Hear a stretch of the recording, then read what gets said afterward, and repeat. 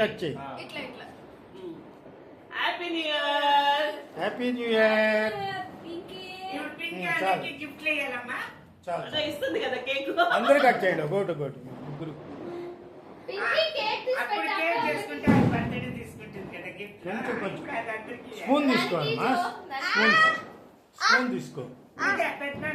Spoon తీసుకో. Happy new year.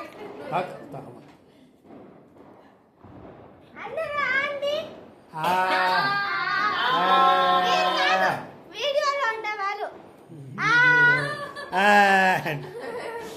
నువ్వే అంటాను, నువ్వే తింటున్నావా?